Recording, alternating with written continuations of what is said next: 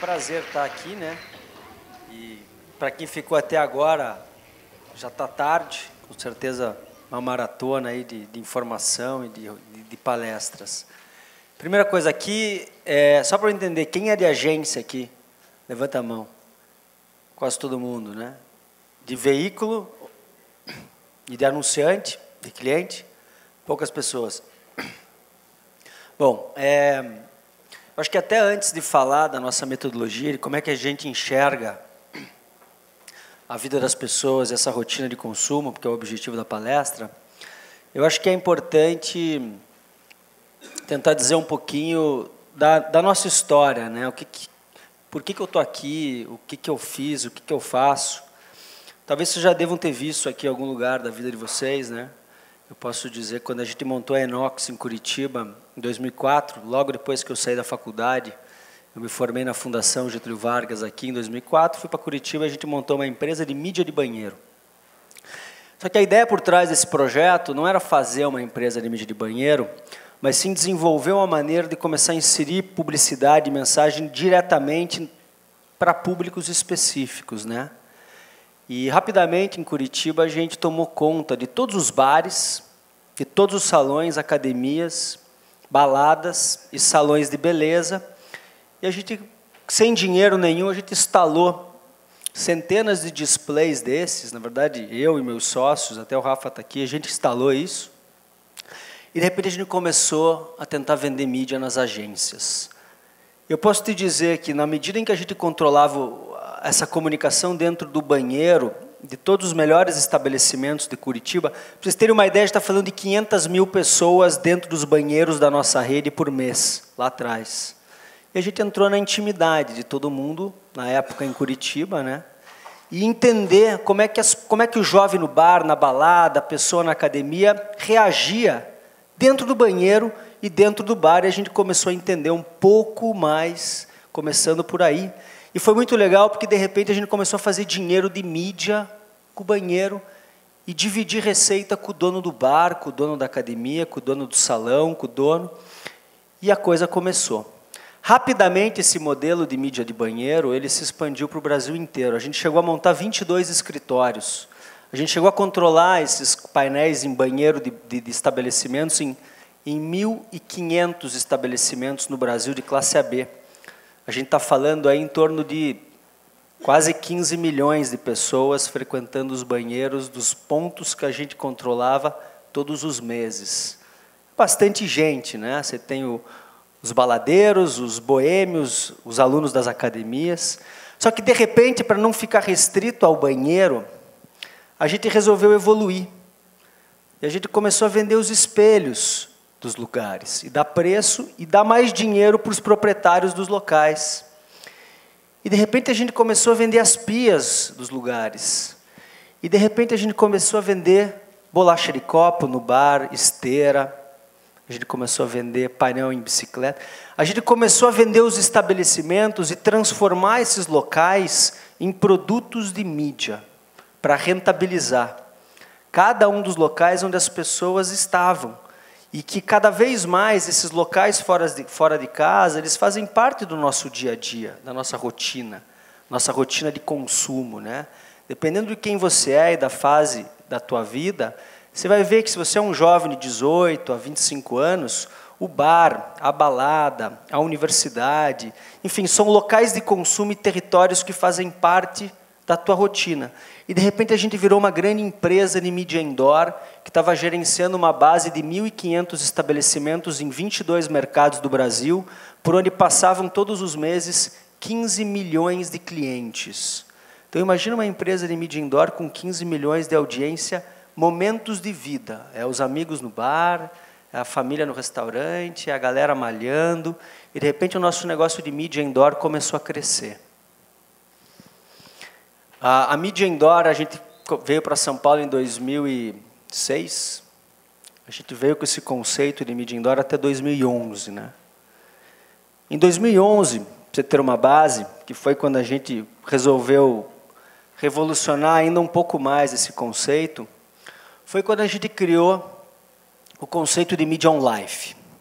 Só que aí, para não ficar restrito à comunicação e mídia só em bar, balada, restaurante e academia, a gente passou a olhar para vários outros segmentos que fazem parte da rotina da vida das pessoas, e a gente começou a transformar esses locais em produtos de mídia também. Onde é que a classe C hoje, qual é o momento de consumo importante da classe C hoje? Loja de departamento. De repente a gente bateu na C&A e falou, C&A, vocês têm 30 milhões de pessoas por mês nas lojas. Vamos fazer dinheiro com essas pessoas aí? Isso é uma puta audiência. Vamos vender mídia no provador, vamos vender mídia sacola. Deixa a gente controlar e negociar a forma como as marcas podem entrar na loja de departamento da C&A no Brasil inteiro. A gente está falando em mais de 20 estados. De repente a loja de departamento virou um canal nosso. E de repente a Riachuelo também veio e a gente começou a operar a mídia indoor nessas duas, mídia on-life nessas duas redes. De repente vieram os clubes, vieram campos de futebol. E a gente começou a desenvolver uma grande plataforma para operar mídia, que hoje giram mais de 100 milhões de pessoas por mês. E a gente sabe quem é quem, o que está fazendo, aonde está, por quanto tempo. A gente sabe quantas pessoas que vão na academia, frequentam o vestiário, se olham no espelho, tomam água no bebedouro, tomam banho. Isso só para falar de academia. E toda essa informação que a gente começa a capturar de comportamento de consumo das pessoas, e aí a gente está falando de consumo de entretenimento, de consumo de lazer, de consumo de turismo, de consumo de compras, de tudo que a gente faz quando a gente está fora de casa, com a nossa carteira no bolso e gastando dinheiro na vida real. E essa plataforma que a gente tem como Media on Life, a gente enxerga isso como o outro lado da moeda do mundo online, onde a gente tem um avatar, uma vida virtual, quando a gente está trafegando na internet, quando a gente não está ali, a gente tem a vida real, o mundo físico, e aí a gente está desenvolvendo todo o nosso negócio e toda a nossa plataforma, que hoje tem mais de 100 milhões de pessoas de audiência por mês. E o conceito de Media on Life que a gente fez, ele foi interessante porque a gente começou a trazer para dentro do nosso mundo físico métricas.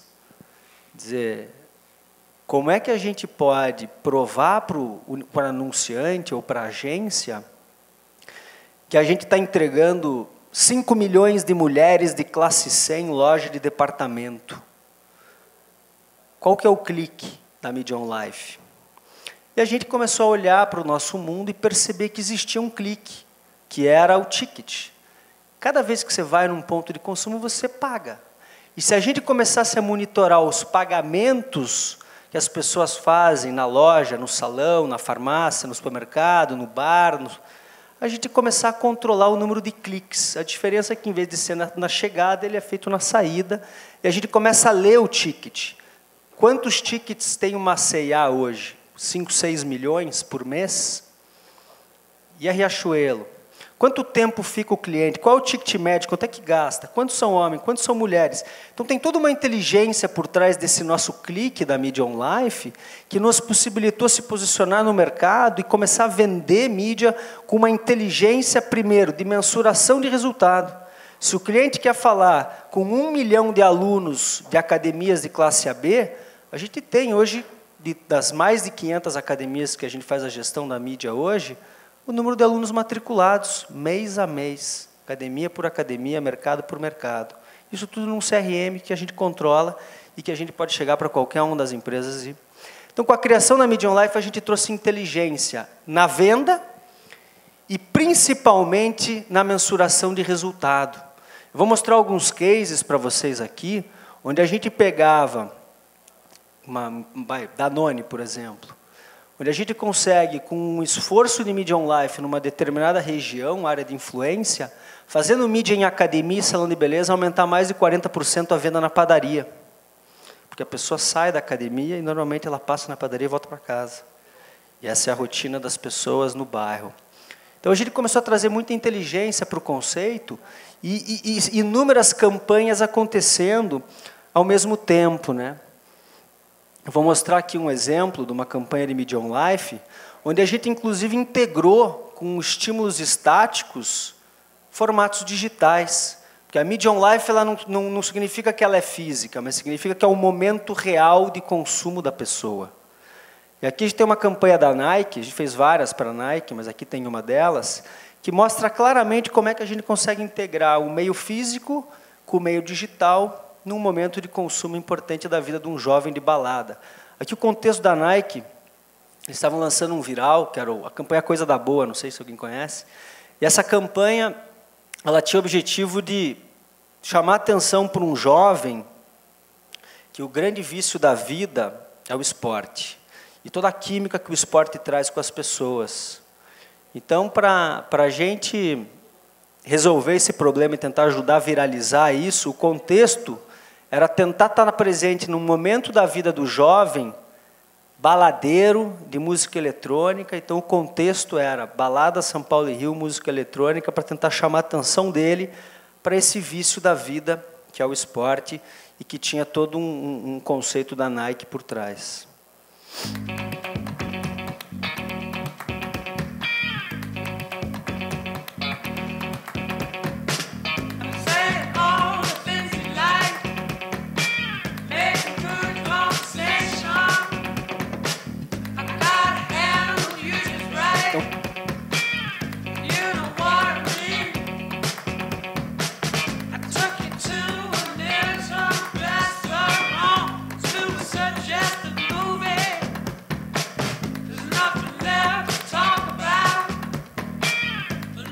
Fala aí, maluco. Querendo coisa da boa? Fita é o seguinte, ó. Não some que vai rolar negócio bom. Tem boca nova na área.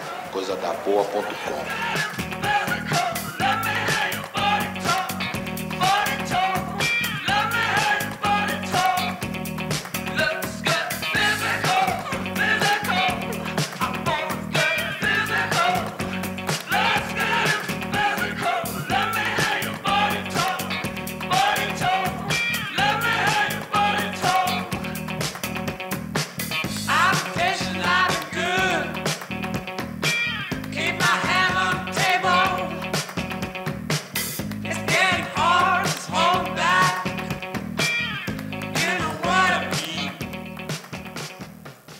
Então, quando a gente começou a criar esse tipo de projeto, integrando com o mobile e tentando estar de forma natural presente na vida dos jovens baladeiros de música eletrônica, esse foi um projeto que envolveu mais ou menos 200 mil jovens em baladas de São Paulo e Rio, a gente começou a entender e ver e criar o conceito de Media on Life, e que começou a ter, assim, era uma coisa muito inovadora e bastante... A gente não tem notícia de nenhuma outra empresa no mundo fazendo isso que a gente está se propondo aqui, de tentar transformar a vida real e o consumo num grande negócio de mídia, né, com um conceito chamado Media on Life. E quando a gente começou a fazer isso, a gente percebeu que isso parecia que tinha bastante futuro, até porque a gente não interrompia ninguém, a gente tentava simplesmente integrar.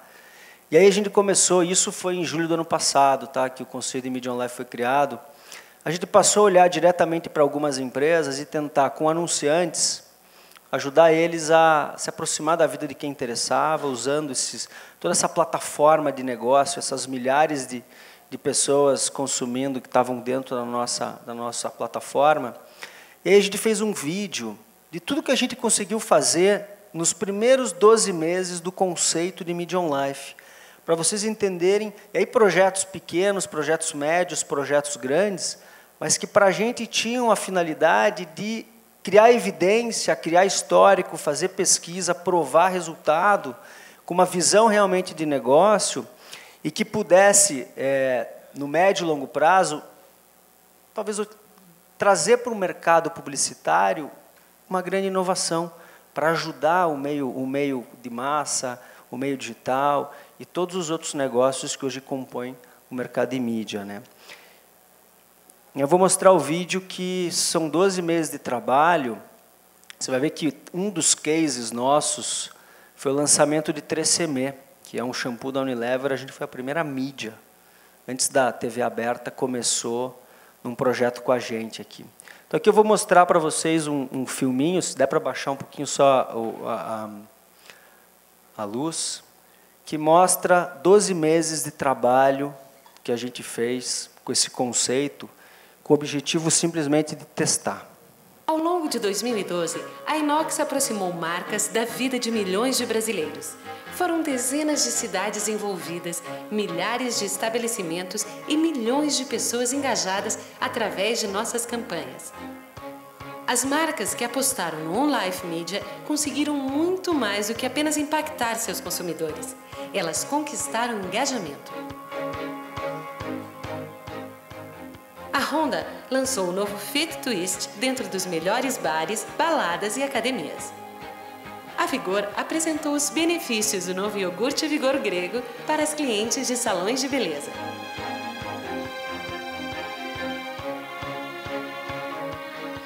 Em sua chegada ao Brasil, a 3M surpreendeu as consumidoras dentro de lojas de departamento.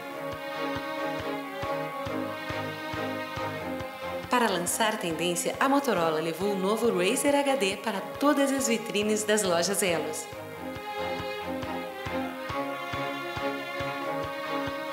A TAM inovou e levou um espelho interativo para os bares de São Paulo e Rio de Janeiro.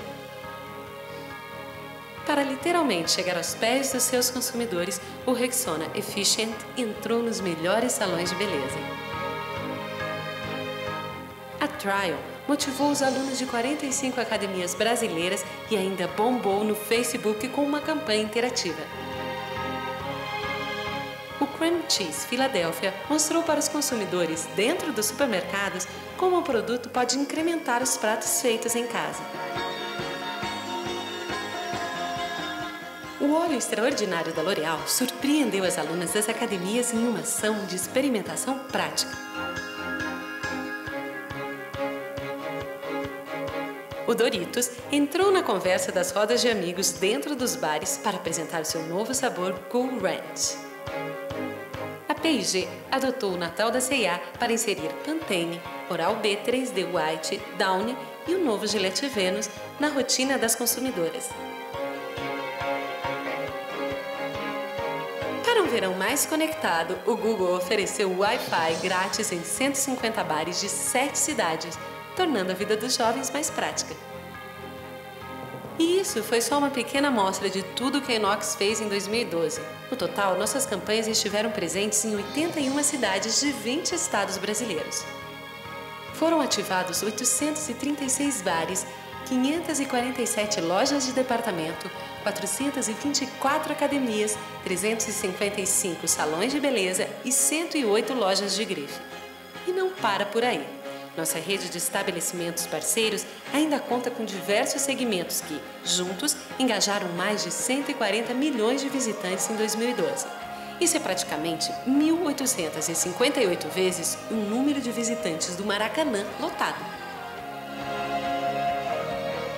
Os formatos de comunicação da Inox fogem do comum e integram-se de forma natural no cotidiano das pessoas. Entre os formatos mais ativados, nós transformamos 34.600 mesas de bar em mídia, além de 14.100 provadores em lojas e 3.450 chuveiros em academias e clubes. O resultado é comprovado. Com base em pesquisas realizadas pela Brand Analytics, o índice de conversão para adoção de marca chegou a 58%. Com ferramentas sofisticadas de mensuração de resultado, conseguimos medir taxas de crescimento de 45% em vendas, após campanhas isoladas de mídia on-life. Inox On-Life Media. A melhor mídia é a vida. Então, com essa mudança e com tudo isso que a gente conseguiu fazer de trabalho, a grande maioria desses projetos eles foram feitos diretamente com anunciantes, até porque nas agências de mídia tradicional a gente tinha uma dificuldade, né? Porque a gente era visto como outdoor. Mesmo tendo toda uma inteligência, entendendo e controlando a maneira como as marcas podem entrar e sair da rotina e do consumo, da vida de mais de 100 milhões de pessoas todos os meses, a gente não tinha dinheiro para a gente. Não tinha, a gente era o último da fila, o outros, né, vamos dizer assim. Então a gente resolveu criar esse posicionamento e começar a fazer esse esforço junto aos grandes anunciantes para mostrar que dava para ajudar eles a ser mais efetivo no direcionamento de mensagens para quem realmente importa, sem dispersão, né? E aí a coisa começou a acontecer, isso fez aniversário de 1 ano agora, e por incrível que pareça, aconteceu com a gente um negócio que até hoje eu duvido. Isso aqui foi uma conferência da ONU que teve em junho, dia 25, fazem 3 meses, que o nosso modelo chegou lá, como a inovação do Brasil. Era uma conferência sobre empreendedorismo e inovação, e convidaram o nosso modelo para representar o país nesse painel. Você pega um negócio desse e fala, pô, a gente está no caminho certo, né? Pelo menos lá fora tem gente vendo valor no conceito de Media on Life que a gente está criando, pelo simples fato de tentar inserir publicidade na vida das pessoas, com adequação, de forma natural, muitas vezes com benefício para o público final, sem pedir para elas pararem, sem pedir para elas serem interrompidas, para haver uma mensagem publicitária, né? Isso para a gente foi bacana porque motiva a gente a continuar. Então, isso posto, a gente acredita que a gente tem um modelo de pensamento que é o nosso modelo, não é um modelo certo, não é um modelo errado, é o nosso modelo, e que para o contexto que o mercado de comunicação tem hoje, o mercado publicitário, ele pode ser, a metodologia nossa, ela pode ajudar, vamos dizer assim. E antes de entrar na metodologia e mostrar como é que a gente enxerga e por quê, qual é a nossa proposta de valor, eu gostaria de abordar alguns temas que eu acho importantes em relação ao nosso mercado, né? São 6 temas que eu gostaria de falar rapidamente, porque eu acho que são temas relevantes e que precisam realmente ser bem refletidos, principalmente se a gente é um profissional de comunicação que está nesse setor. Primeiro, contexto da vida das pessoas. Eu acho que com a internet, com a democratização da informação, né, houve um shift de controle da informação, de controle do poder. Num passado não muito distante, as grandes instituições, os grandes grupos de mídia que controlavam a informação. E era imposta para as pessoas one way. Com a internet e com a possibilidade de interação, o poder ele veio para as pessoas, né? Aquela grande massa conectada, ela acabou se transformando em comunidades inteligentes, com propósitos, com organização. E a partir do momento que isso acontece, a gente começa a ver a possibilidade de movimento, as pessoas gerando informação, as pessoas tendo acesso e as pessoas poder simplesmente escolher o que elas querem consumir. As pessoas elas se tornaram muito mais inteligentes e o conceito, né, que todo o mercado de publicidade foi baseado, que é o conceito de autoritarismo, eu sou a autoridade naquilo que eu faço, quebrou. Todas as instituições da nossa sociedade que representam o autoritarismo, a igreja, os governos, os bancos, perderam a credibilidade. Então, hoje, as marcas elas não podem buscar o autoritarismo, elas têm que buscar o que a gente chama de bottom-up. A coisa tem que vir junto, a coisa tem que agregar valor, tem que ser relevante, tem que estar junto com as pessoas. Isso é um shift bastante interessante no contexto da vida das pessoas. A segunda coisa, até em função disso, é a relação das pessoas com a publicidade. Hoje, se eu quero comprar alguma coisa, eu entro no site, eu pesquiso, eu vejo a opinião de gente que eu nem conheço e eu decido. Eu não quero mais ninguém me impondo nada. Eu não preciso mais disso. É chato. A interrupção ela deixou de ser legal. O pop-up, o parar o que eu estou fazendo para ver alguma coisa, isso a gente acredita que não é uma coisa interessante, e para as gerações que estão vindo, muito mais. Para as gerações que estão vindo, quando isso acontece, acaba ficando com raiva daquilo. Imagina isso daqui a 20, 30, 40, 50 anos, como é que não vai ser. Então, esse é um ponto bastante delicado. O terceiro ponto, isso aqui é o modelo de BV. Isso é uma coisa que tem no Brasil, é regulamentado, está na lei, enfim, é uma coisa totalmente legalizada, mas que complica. Complica porque é um modelo que é brilhante para quem criou, obviamente, e hoje a remuneração do mercado está baseada nesse modelo. E isso acaba pegando toda a inovação e marginalizando ela. Existe uma dificuldade de fazer o diferente. Eu não sei se as pessoas que estão aqui são familiarizadas como isso acontece. É muito simples. Eu sou uma agência, eu tenho um acordo de BV com um veículo qualquer.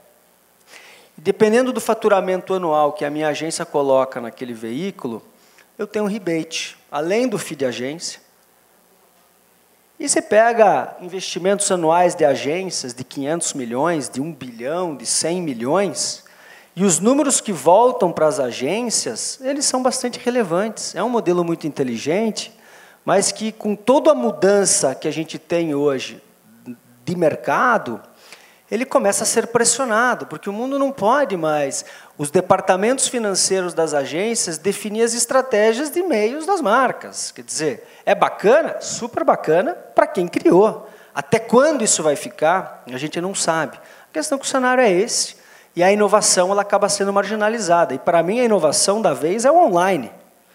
Imagina quem está criando inovação que vai chegar daqui a muito tempo. Então, a gente acaba sofrendo com isso, né? E, para piorar, eu não sei se vocês sabem, aqueles modelos de BV, eles são negociados no começo do ano e adiantados. Então, quanto é que a tua agência acha que você vai faturar aqui com a gente? X, legal. Pega o cheque aqui, são 150 milhões, tá. Agora corre. E aí começa o ano e as coisas acontecem, e quem está inovando e quem está tentando fazer fica limitado. E você acha, cai tua proposta o tempo inteiro, o budget foi cancelado. Enfim, eu não estou falando de veículo, estou falando de produtora, estou falando de toda a indústria de comunicação que está fora do jogo do BV, até porque, infelizmente, é o departamento financeiro que manda hoje nas grandes agências. Outro tema é a quantidade de novos canais que a gente tem. O mundo está maluco, né? Hoje você tem, só no mundo digital, você tem algumas opções. Quer dizer, imagina que o jogo do online começou faz pouco tempo, daqui a 50 anos. Quer dizer, como é que a gente vai trabalhar a estratégia de e-mail, ajudar os nossos clientes a vender? Se a quantidade de opções é desse tamanho, o que funciona? Não tem histórico de anos ainda para saber. À medida que a gente sabe que eles são mais eficientes, mas o jogo começa a ficar difícil, cada vez mais difícil, né? E aí todo mundo fala do mundo online. Daí vem uma revista bastante conceituada nos Estados Unidos e solta uma pesquisa dessa, dizendo que 50% do investimento na web nos Estados Unidos não é visto. E agora? Para onde o mundo está indo, né? Então a gente tem aqui uma vibe no mercado, e eu não estou falando só no mercado aqui, mas no mercado lá fora, aqui também, obviamente, até porque é um mercado que roda da mesma forma que rodava 10, 20 anos atrás, talvez até pior, que a concentração em mídia de massa é grande. A gente faz uma pergunta, para onde o mercado está indo? Né? A gente tem um mercado de criação, que cria, busca fama, prêmio, é muito bacana isso. Só que os anunciantes hoje, eles querem vender. O mundo está numa puta crise.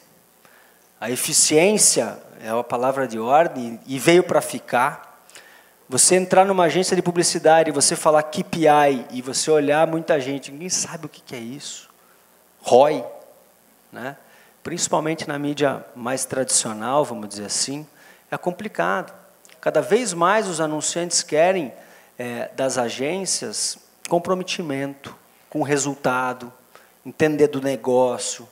Não é simplesmente gastar o meu dinheiro, mas é fazer a gestão do meu investimento.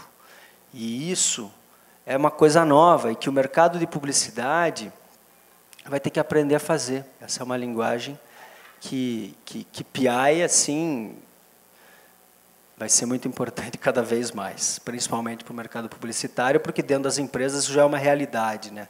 A gente tem a Inox tem há 3 anos um contrato com a Fundação Dom Cabral, toda a parte de gestão hoje do nosso negócio é feita por eles, né? Então, professor, para cima e para baixo. Há 3 anos atrás, que a gente começou um programa chamado PAEX. Se alguém é empreendedor aqui, até a gente sugere, porque é muito bom. E o professor ele chega na empresa, faz planejamento estratégico, joga todo diretoria, gerente, bota lá todos os cabeças da empresa no meio, faz planejamento estratégico, 2, 3 dias num hotel, e de repente KPI para cima, para baixo, quem que é o dono de KPI, e uma vez por mês reunião de apresentação de resultado, bolinha vermelha, verde, amarela, azul, e o porquê que está vermelha, todo mês, KPI de métricas, do porquê que atrasou a produção do material, do porquê que a campanha não foi instalada. e assim por diante. Então, isso é uma realidade e que o mercado de comunicação vai ter que aprender cada vez mais. E aí, quando a gente fala de eficiência, de ROI, de KPI, de criatividade, etc., a gente vê uma das maiores lideranças do mercado ir para a mídia, isso aconteceu em maio desse ano, e dizer que 25% do dinheiro do grupo é desperdiçado. Eu assumo isso. Provavelmente ele foi conservador nesse número, né? Até porque a gente está falando de muito dinheiro. Mas, 25% do dinheiro é desperdiçado. Como assim? Quer dizer, para onde o mercado está indo? E, por último, o tema do CPM. O CPM hoje, se você pega alguns meios, posso citar em revista, por exemplo, mas são vários. Quando você vai comprar revista, tem sempre aquela história, né? Não, porque a minha revista tem tantas publicações, tiragens, todas as tiragens são vendidas, não fica sobrando nenhuma na banca. Vai na casa das pessoas, todo mundo lê, só que cada pessoa tem 3 pessoas que leem e fica lá no consultório, tem um tempo de vida útil de X e no final a minha audiência é Y. E aí eu vendo a minha mídia, a minha página custa tanto, o custo por 1000 é tal. É assim que se compra mídia desse meio. E a gente faz uma analogia dentro da empresa de você comprar uma carne com osso, com gordura, com a carne, e que no final o anunciante, o que ele quer é o filé, é isso que ele vai comer. Então, por que eu vou comprar tudo aquilo, e por que tudo aquilo vai estar na conta, se o que eu quero é o realmente efetivo? Quantas pessoas leram? No mínimo, qual foi a eficiência na entrega da mensagem? Esse é o começo. Depois você ainda tem tudo que isso aconteceu, a lembrança, a motivação de compra, a compra efetiva e tudo mais. Quer dizer, esse é o jogo que a gente acredita. Esses temas discutidos, isso tudo posto, a gente entra numa mandala que a gente desenvolveu recentemente e que, de certa forma, é toda a base de pensamento e a base daquilo que a gente acredita. Isso não é a verdade absoluta, é simplesmente a nossa forma de pensar e a nossa forma de fazer mídia on-live. E a nossa mandala, ela é bastante simples e bastante racional, porque ela coloca numa única imagem as variáveis que são realmente importantes na vida das pessoas. E a gente, para desenvolver essa mandala, a gente teve que olhar para a base do mercado de comunicação. Por que tudo começou um dia? Por que o mercado de comunicação se desenvolveu? Quando começou via correio, as cartas e os catálogos nos Estados Unidos, por que a base, por que o mercado foi criado? Pela necessidade das marcas e das empresas comunicarem com as pessoas. Então, bom, se é marca falar com as pessoas, vamos tentar entender o que as pessoas fazem, como as pessoas vivem, onde as pessoas estão, quanto tempo gastam, qual é o comportamento delas, e aí a gente começa a desenvolver a nossa mandala. Então, a primeira variável, não sei se vocês conseguem ler bem, mas a primeira variável de cima, no eixo, que a gente chama de plataforma, são os momentos que compõem a vida de todo mundo. Você vai ver que o tempo do nosso dia a dia, da nossa semana, do nosso mês, independente de quem a gente seja, ele acontece em casa, ele acontece no trabalho, ele acontece na rua, ou ele acontece no consumo. As pessoas só fazem isso todos os dias, a vida toda. A partir do momento que você tem 4 plataformas, ou 4 momentos, ou 4 espaços, a gente começa a analisar o comportamento das pessoas dentro desses espaços. Então, dentro de casa, o que a gente faz? Como é que as pessoas se comportam? Quais são as atividades? Todo dia a mesma coisa. Eu chego, dependendo do que eu tenho, cuido do filho, tomo banho, escovo os dentes, durmo, vejo TV, fico na internet. É uma repetição, é padrão de todo mundo. Dependendo da fase do dia, da tua vida, muda, mas você vai ver que no final é padrão. No trabalho, é todo dia a mesma coisa, reunião para cá, reunião para lá. No final você está ali vendendo o teu tempo em troca do teu capital. A rua, para nós, são todos os espaços e os momentos que fazem parte do nosso dia a dia, que tem o papel de deslocamento. é o tempo que eu gasto no elevador, na rua, no metrô, no trem, todos os dias. E o consumo são todos os momentos onde o meu tempo é gasto para consumir alguma coisa. Entretenimento, saúde, bem-estar. E a gente divide o consumo em duas frentes. O consumo de opção, que é o consumo que a gente vai porque a gente quer, e o consumo de necessidade, que é o consumo que a gente vai porque a gente precisa. No consumo de opção, é o beber com os amigos, é o malhar na academia, é ir no salão, é comprar uma bolsa, comprar um sapato, comprar uma roupa, parte boa. E o consumo de necessidade é aquele consumo mais mecânico. Eu vou lá porque eu preciso na farmácia, eu preciso no supermercado, eu preciso. E esse consumo mais mecânico, principalmente para as empresas de bens de consumo, é aqui que está o canal de vendas, o grosso tradicional está aqui. Uma Unilever, uma P&G, uma Danone. Aqui está o trade, aqui está as vendas, aqui está a gôndola, e o que eles fazem grande parte do dinheiro deles. Isso aqui é só um pensamento, é um conceito, tá? No caso que está por trás da Medium Life. A partir do momento que a gente coloca os espaços e o comportamento no espaço, a gente vem com a distribuição do tempo no espaço. Então, a vida ela tem 24 horas, a semana tem 7 dias, o mês tem 30 dias, e isso se repete. E a gente tenta pegar uma semana e distribuir o tempo que a gente gasta entre esses momentos. E aí a gente percebe que 10 horas do nosso dia é em casa. Só que dessas 10 horas, 7 horas o nego está dormindo. 3 horas é o tempo que ele está acordado diariamente para fazer tudo aquilo. E aí a gente olha para o trabalho, 7 horas todos os dias, né? Considerando que no final de semana você não trabalha, durante a semana às vezes tem dias vai 7 horas, 8 horas, na média 7. A legislação trabalhista coloca 44 horas semanais. Então, se a gente for pegar uma porcentagem, dá mais ou menos quase 7. 6 horas você está focado, 1 hora você está ali na internet, tomando um cafezinho e tal, em paz no trabalho. Na rua, 2 horas, para ir e vir para todos os momentos que fazem parte da minha vida. É o tempo que eu gasto no trânsito, no ônibus, no metrô. Ah, mas aqui em São Paulo é mais. Perfeitamente. Mas no Brasil não é igual a São Paulo. E na medida em que você nicha, você ajusta a mandala.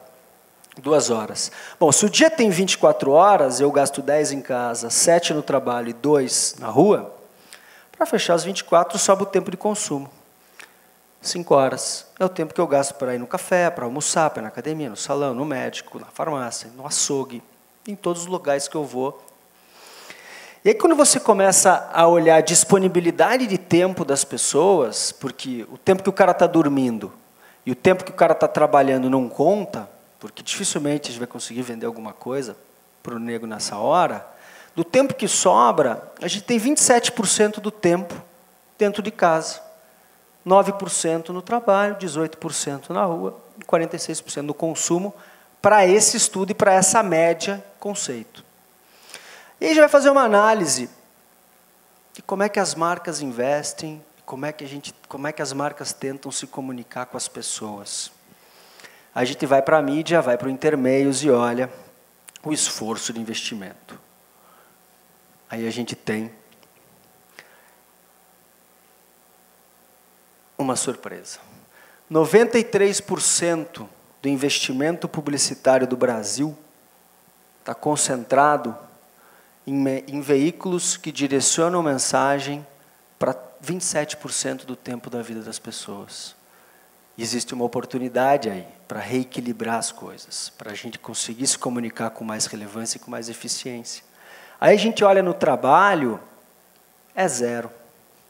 O mobile, que é uma plataforma extremamente importante, que é um meio que acompanha a vida de todo mundo em todos os momentos, não é nem citado pelo Intermeios como um canal de mídia.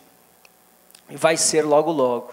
Aí você vai para a rua, tem todos os meios que direcionam mensagem para as pessoas na rua, você tem 7% do investimento, em rádio, em mídia exterior, em mídia OH, no metrô, no trem, no elevador, etc. e tal. E no consumo, bom, nada. E aqui é a proposta de valor que a gente tem hoje. O Mundo On Life é justamente a organização, a negociação e a gestão de como as marcas se relacionam com as pessoas como um produto de mídia nesses momentos, em todos esses locais. E essa nossa mandala ainda tem mais 2 variáveis para deixar o jogo ainda mais interessante, que é a capacidade de engajamento. Quanto mais próximo do centro a gente direcionar a mensagem, maior a condição que a gente tem de ser relevante, de gerar uma experiência. E a conversão. É muito mais fácil você vender alguma coisa na padaria falando com a mulher na academia do outro lado da rua. É mais perto.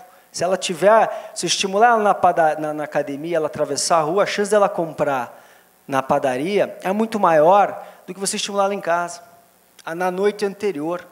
É mais ou menos você pegar um cliente no supermercado, na gôndola, parar o tempo, cronometrar e voltar a fita. O que ela está fazendo antes? Aí você volta do supermercado, ela fez a unha, ela passou na escola, aí ela estava na academia, ela foi trabalhar, aí ela acordou, ela dormiu, no dia anterior você falou com ela em casa na novela. Então a distância de conversão é muito grande. E a gente usa isso e prova isso através de pesquisa, que é bastante eficiente para a geração de demanda desse tipo de coisa. Porque a vida ela acontece assim. A gente acorda em casa, vai para o trabalho. E a gente tem a nossa vida e a nossa rotina acontecendo perto do trabalho ou perto de casa. E a nossa rotina ela acontece ali, é na farmácia, é no bar, é no salão, é no médico. É assim que acontece a vida de todo mundo, e isso é padrão e se repete. Então, para aplicar essa nossa metodologia, é bastante simples a forma que a gente enxerga isso, porque a gente pega uma pessoa, vamos supor que eu sou uma determinada marca, que tem interesse num jovem de classe AB, o que eu preciso fazer é cronometrar a vida dele, o dia dele, em momentos, em atividades, o tempo que ele gasta, separar esses momentos, o cara acorda, toma café, em casa, pega o carro, vai para o trabalho, pega o carro, vai para a academia na hora do almoço correndo, come no restaurante, pega o carro, volta para o trabalho. E a gente pega esse dia de 24 horas, com o tempo que ele está dormindo, e começa a organizar isso em momentos. Casa, rua, trabalho e consumo. E esse tracking todo, ele não é feito num dia, mas ele é feito numa semana, ou num mês. E a gente começa a entender toda a rotina de comportamento de determinado público, para tentar entender o tempo. Porque para a Enox e para o conceito de Medium Life, o tempo ele é a chave. E aí a gente entende o seguinte, nesse caso, aqui é um exemplo, tá? Que a gente fez com um jovem de classe AB na cidade de São Paulo. Então, pegando aquele modelo, a gente tem, num dia de 24 horas, 43% do tempo em casa, 13% na rua, 33% no trabalho e 11% no consumo. 24 horas no nosso dia. Mas limpando essa carne, tirando o osso e a gordura e olhando realmente o tempo disponível que as marcas têm para falar com as pessoas, o jogo muda. A gente tem 33%, 1/3 da nossa dia aqui em São Paulo na rua, 27% em casa, 27% no consumo e, nesse caso, 11% no trabalho. Então, a gente começa a dar uma possibilidade nova, um modelo de pensamento inovador de como é que a gente pode começar a planejar. Como é que a gente pode planejar de acordo com o tempo. E aí você começa a olhar mercado, começa a olhar objetivo, começa a olhar cobertura, começa a olhar as métricas do negócio e fazer os ajustes de acordo com a função daquela campanha, do objetivo daquela comunicação, para poder ajustar qual é o investimento que você vai fazer, quais são os meios que são mais eficientes. A televisão ela não compete com o rádio, ela compete com os meios que estão dentro de casa. O rádio não compete com a revista. Hoje, a gente simplesmente sai planejando o meio. A gente não leva em consideração uma coisa que é a chave, que é o tempo e a rotina da vida das pessoas. Se o mercado surgiu para as marcas falarem com as pessoas, tem uma forma bastante racional que a gente acredita. E a gente mostra aqui alguns exemplos de como é que a gente planeja, como é que a gente foi criando, e com pesquisas comprovando o resultado. Isso aqui é como é que a gente lançou 3CM no Brasil. Tá? Um fenômeno, a marca tinha o objetivo de ter 1 ponto de share Nielsen no primeiro ano, fechou com quase 6. E o primeiro investimento deles foi patrocinar o Natal da C&A, que foi um projeto para 50 milhões de pessoas.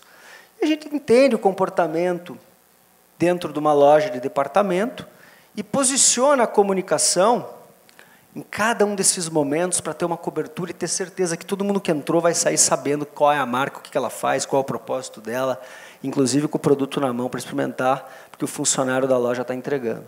E quando a gente montou esse negócio e fez uma integração completa com o loja de departamento, a gente fez uma pesquisa para tentar... Isso aqui é Brand Analytics, tá? Não é Inox.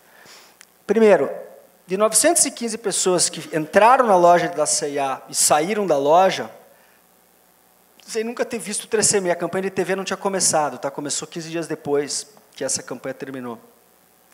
Das pessoas que entraram na loja e das pessoas que estavam com sacola da C&A, que em tese quem estava com sacola clicou, foi até o caixa e pagou. 74% dos clientes que compraram na loja falaram da marca 3CM sem nunca ter visto. E não é fácil falar essa marca para uma classe média, hoje é uma marca de pronúncia difícil, né? Aí a gente fez um outro projeto que também tinha um objetivo de sampling, 2 milhões de amostras de sampling, que a Brand Analytics ainda pegou o pessoal saindo da loja, a C&A, que recebeu o sample, posso ligar para você em casa daqui a 2 semanas? E aí conseguiu falar com 100 mulheres dessas. Quantas experimentaram a amostra? Quantas gostaram? Quantas compraram Pantene? Quantas tinham intenção de troca de marca de shampoo por conta dessa experiência? Aí a gente vai para a Activia, que é um projeto que a gente resolveu um problema de vendas no Sul. A gente comprou toda a base de academias e de salões e colocou comunicação pura, não tinha produto, não tinha experiência, era só mídia. E a gente colocou nas esteiras de todas as academias da cidade de Curitiba, encapou as revistas dos salões, sala de aula, porta de banheiro, e criou uma área de influência do projeto e combinou com a Danone que nenhuma outra mídia ia acontecer. Era só o esforço de Media on Life.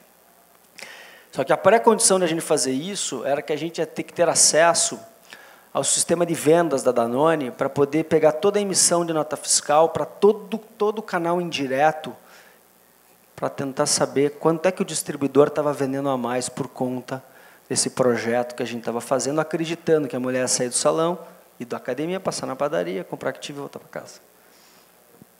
Isso aqui é a curva de vendas de Danone, do primeiro mês do projeto. 43% de crescimento da marca na cidade de Curitiba. E quando a gente ainda isola mercados e bairros, onde você teve maior concentração de audiência em salão e academia, tem 300%, 400% de aumento nos PDVs daquela determinada comunidade. Você vai para as regiões periféricas, obviamente você não tem crescimento, porque os nossos pontos são mais A, B e estão concentrados no centro. Pessoal, eu acho que essa era a ideia, era passar para vocês uma visão nova, um conceito novo, uma forma de pensamento que não é a verdade, mas é a maneira que a gente vem construindo a Inox e o negócio de Media on Life da empresa. Obrigado.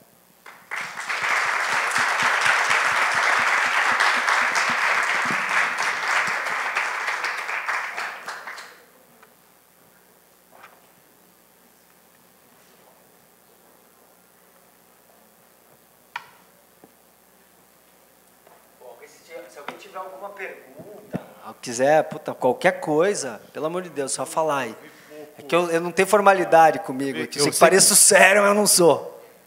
Meu nome é Roberto e eu vi pouco demonstração ali de painéis de LED e, sabe, soluções de LED e vídeo nos pontos de venda. Uhum. Vocês estão caminhando para esse lado? A gente tem... O que acontece? Você acha que é muito caro hoje em dia no Brasil? Não, já foi mais, né? Hoje o Digital Signage, quando você olha esse nome, as empresas que tem hoje no mercado, Elemedia, Indoor Media, Subway, enfim, tem uma lista aí. Você não vê muitas delas fazendo dinheiro, né? A própria história da Elemedia, até a Editora Abril comprado, o Tiger, que fez o primeiro aporte lá e depois foi diluindo os sócios fundadores e tudo mais.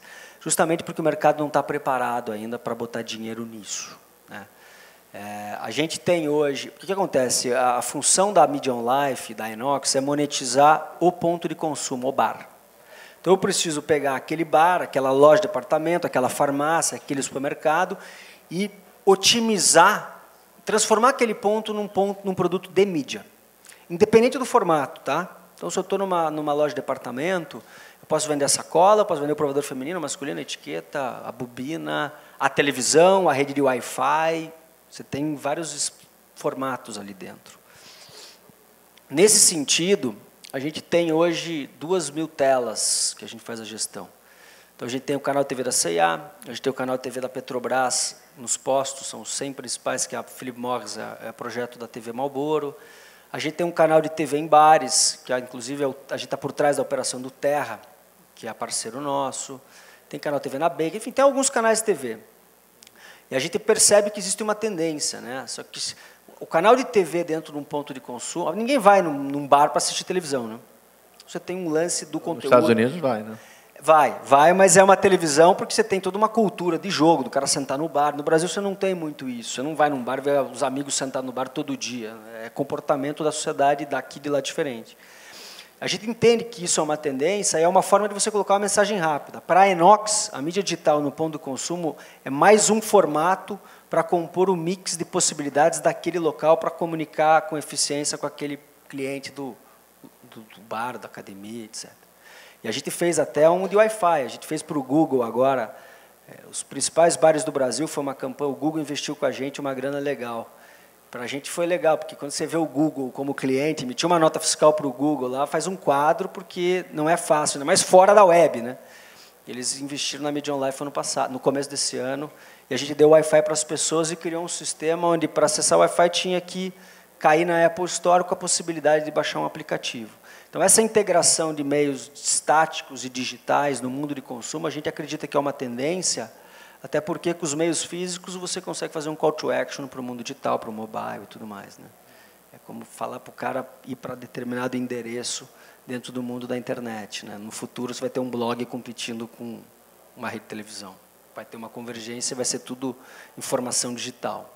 E a gente vai ter um físico aí. Só mais uma pergunta. Então, as marcas hoje em dia estão vendo vocês mais como uma agência do que uma ferramenta de Na verdade, execução? a gente é agência do consumo, entendeu? Certo. A gente é a empresa que olhou e falou assim, vamos representar a C&A para o mercado.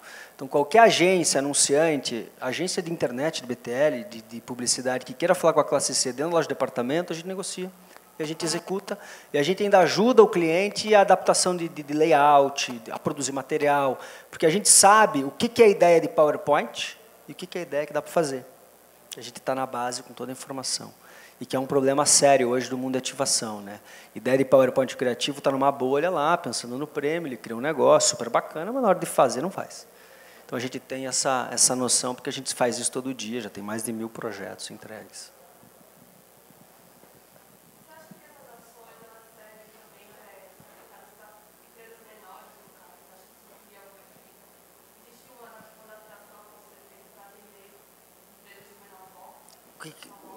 Me defina uma empresa de pequeno porte, então, só para...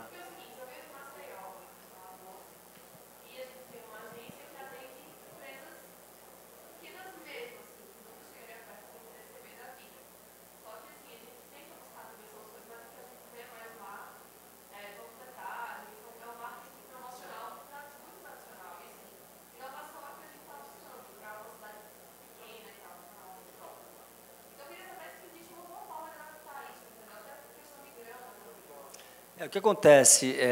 Pensa que a gente é um patinho feio, tá? A gente, se o mundo online sofre, imagine o mundo online, tá? Provavelmente ninguém daqui nunca tinha ouvido falar nisso, né? Então, a gente acaba tendo que concentrar... E a gente é uma empresa independente também, não tem fundo, não tem... eu e meus sócios, eu sou mais velho, hein? E a gente fez tudo isso com 20 mil. Então, a gente tem que fazer uma gestão de fluxo de caixa bastante eficiente para poder chegar nisso com 20 conto, 5 mil de cada sócio. Então, quando você olha clientes pequenos, a gente acaba não conseguindo dar foco nele, justamente porque a gente ainda está no momento de criar um negócio, de fazer a mídia online virar uma realidade, né, para compor o mercado.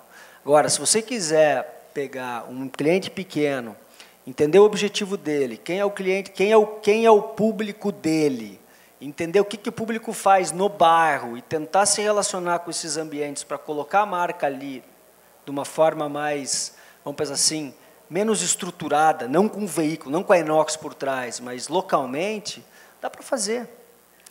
Entendeu? A questão é que você tem um problema de mindset, né? Hoje a gente fala assim, esse problema tem do pequeno até o grande. Colocar em mídia de massa, em veículo tradicional, não manda ninguém embora. Se der errado, é a campanha, é a agência, é a criação, é o logo, cara, alguma coisa aconteceu, mas não manda ninguém embora. E hoje a gente tem uma juniorização dentro das empresas bastante acentuada, e que no final das contas, cara, é a lei do menor esforço, põe lá porque faz igual. Então a gente tem um lance hoje da Inox de buscar dentro das empresas aquela pessoa que é um gerente, é um diretor, mas que tem um bichinho de empreendedor, de fazer diferente, de apostar, e que é bastante difícil, né? Porque mesmo aqui em São Paulo, a gente olha grandes empresas, cara, eu quero tomar champanhe, eu quero fazer prêmio, eu não quero me arriscar. Então, você tem várias variáveis aí dificultando fazer acontecer um negócio desse, né? Mas você consegue replicar o modelo para um cliente pequeno. A gente, quando começou em Curitiba, vendendo para concessionária, vendendo para o bar, vendendo para o amigo, e fazendo coisa no bairro, e começou a fazer dinheiro dali, começou a crescer para outros bairros, aí de Curitiba, espalhou, entendeu? Então, a gente fez assim. Então, eu acredito que é uma questão só do mindset do cliente pequeno. Normalmente é um cara que não tem gestão, que não vai arriscar, que não, né? Conta a moedinha muito mais, porque e aí o cara não vai colocar numa coisa incerta, vamos dizer assim. Eu tenho duas perguntas. A primeira é, como é que você sabe se o seu cliente não ficou... Você explicou, por exemplo, o exemplo da C&A, que é logo na entrada, enquanto a pessoa está fazendo a compra, no provador e na hora que ela está efetuando realmente a compra. Como é que você sabe que o cliente não ficou tipo enjoado ou tipo ficou cansativo para ele? E a minha outra pergunta vocês estudam novas possibilidades, por exemplo, o QR Code, que é muito usado lá fora. Tem vários exemplos que deu muito certo lá fora, tentaram implantar aqui, mas não deu muito certo, e a realidade aumentada também. Vocês estudam isso? Tem espaço aqui no Brasil para ser aplicado, ou é melhor não ir por esse caminho? Tá, respondendo a tua primeira pergunta, eu acho que, diferente da grande maioria dos veículos, a gente não interrompe. Então, a gente não fala para ninguém dentro da loja de departamento, fala, amigão, para de comprar e olha isso. Para. Não, tá junto. Então, você já tem uma diferença bastante grande em inserir uma coisa naturalmente do que interromper. Tá? Isso é conceitual e é a base de todo o pensamento da empresa. A gente não tem promotor, você não vai ver a Inox com uma mulher botando iogurte na boca de uma pessoa, nunca. É a tia do café do salão que vai oferecer aquilo como um serviço do café. Então, a gente tem, sim, esse lado de fazer natural. Quando a gente analisa o cansativo, os anunciantes têm agência, né? É você pensar, parar, dar prioridade para adequar aquela campanha, aquele conceito e desdobrar aquilo para um ambiente de departamento, que é o mundo fashion, fast fashion, classe C, mulher com dinheiro contado que sobrou, que ela vai comprar um vestidinho de 100 conto, de 50 conto, parcelado em 28 vezes, para usar na igreja. Então, tem um lado das agências e do mercado de querer olhar para isso, entender isso e criar o negócio com uma adequação para que a coisa encaixe. Não seja simplesmente a revista ou a outdoor colado no provador do negócio. Então, tem um lado do mercado publicitário que tem que adequar o conteúdo para o momento. Em relação ao QR Code e em relação às outras possibilidades de call to action, também. É que nem o lance da Nike que a gente mostrou. A campanha, a criação, é de responsabilidade da agência. Se ela vai colocar um QR Code, se ela vai colocar um site, um Facebook ou alguma coisa ali, é a criação dela. Aquilo não pode estar solto. Aquilo tem que ter um motivo de ter um QR Code, porque vai levar para algum lugar, que vai ter um KPI por trás. Ou seja, você tem que colocar a coisa com uma inteligência e usar aquilo como um suporte para alguma coisa, não simplesmente colocar por colocar. Então, tem o como ou o que vai estar na peça é responsabilidade das agências. Tá? Eu, pessoalmente, eu não acredito muito no QR Code. Tá? Eu acho que tem tecnologias que vão vir aí para... Isso aí vai virar passado, rapidinho.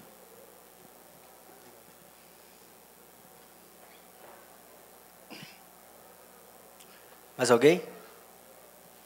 Pessoal, espero que vocês tenham gostado aí. Eu sei que é uma coisa bem diferente do mundo online, da forma que o mundo digital pensa. Na verdade, eu sou o outro lado da moeda, tá? E que no final é bastante complementar ao negócio de vocês. Obrigado aí pelo tempo, pela paciência e espero que vocês tenham gostado.